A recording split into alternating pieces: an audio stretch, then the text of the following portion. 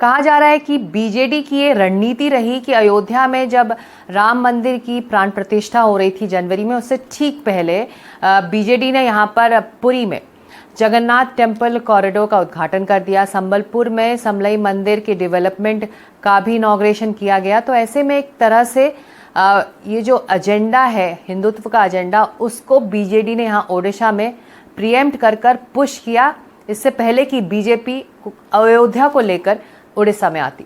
देखिए, जगन्नाथ मंदिर जी की कोई अच्छी हो या माता समलेश्वरी की कोई विकास हो, उसमें किसी की आपत्ति नहीं, किसी की विरोध नहीं है।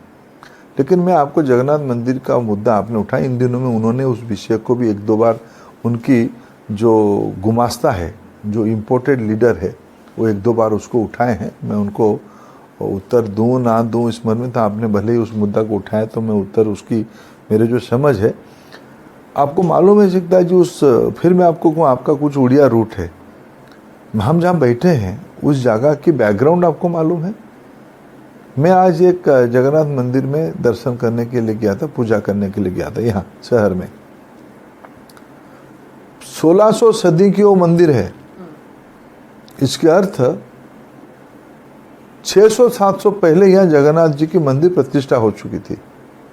जब इस बार उन्होंने पुरी में श्री जगन्नाथ जी का विकास की काम किया, उस विकास के काम पे उन्होंने मंदिर बनाने में उन्होंने जो व्यवस्था बनाई थी, मैं मेरे 1 महीने की तनख्वाह उसमें आज उड़िया एक महाप्रभु जगन्नाथ के अनन्य भक्त के नाते मैंने 1 महीने की तनख्वाह भी वहाँ दान दे के आया हूँ।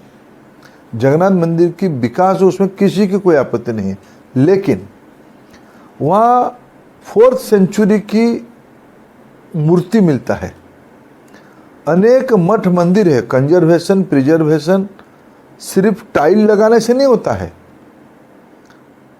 1000 पत्थर मंदिर की मंदिर के सामने एनक्रोचमेंट फ्री करना, ये अच्छी बात है, लेकिन उस एनक्रोचमेंट फ्री करने की आड़ पे सदियों से वहाँ जो सभ्यता की झलक है उसको ग्लॉसी टाइल के नीचे दबा देना, ये कोई विकास नहीं है।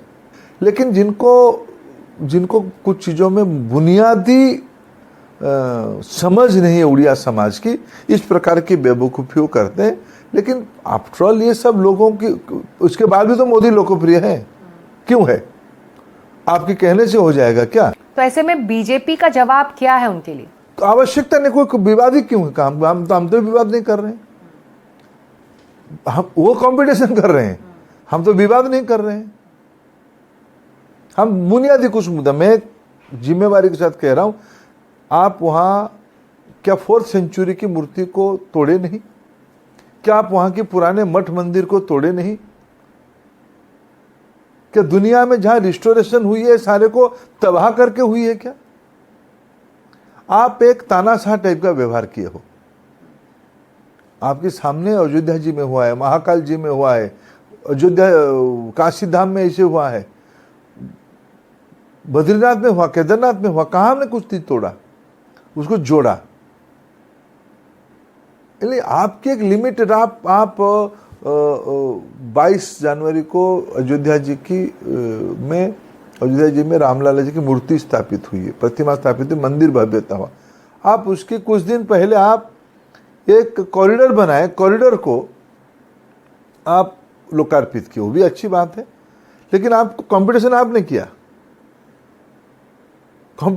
किया, पूरा परंपरा के सारे विपरीत काम आप किए, जिन लोगों के मन से आप उतर गए। ये हमारी विषय तो नहीं ना, आप ही ने किया था। तो अगर हम बीजेडी की रणनीति की बात करें तो यहाँ संबलपुर में बीजेडी ने अपना एक बहुत पावरफुल नेता प्रणव प्रकाश दास को उतारा है। माना जाता है कि वो कड़ी चुनौती आपको दे सकते हैं। आप इसे कितनी बड़ी चुनौती मान रहे हैं? देखो, राजनीति को ही चुनौती हम लोग मानते हैं, चुनाव को और चुनौती मानते हैं। हम किसी भी चीज़ को हल्के से नहीं दें, किसी को हम कम नहीं आंकते हैं, कोई भी हो। इसलिए अगर कोई तथाकथित किसी को एक कागजी ताकतवर व्यक्ति बनाया जाएगा, हमें आपत्ति नहीं है। आपने कभी कोशिश सुना ना, कोई राजनीतिक कार्यकर्ता कहेगा कि मैं कृतदास होना चाहूंगा।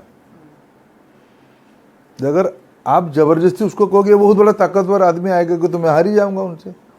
मैं कृतदास से कैसे लड़ पाऊंगा? मैं अभिमानी आदमी हूं, मैं अस्मिता का विषय रखने वाला आदमी हूं। अगर इसी को आप लोग मिलके कहोगे कि भाई ये मेरे जुबान तो नहीं है, मेरे साथ मेरे छोटा भाई लड़ने आए हैं, वो खुद पब्लिक डोमेन में कहा है कि मैं कृतदास होना पसंद करूंगा। अगर आपका परिभाषा में वही ताकत है, तो मेरे समझ में प्रजातंत्र में ताकत क्या है, जनाधार क्या है, लोक संपर्क क्या है, लोक कल्याण क्या है, ये सारे विषयों को एक बार फिर सोचना होगा। सोचना ही होगा।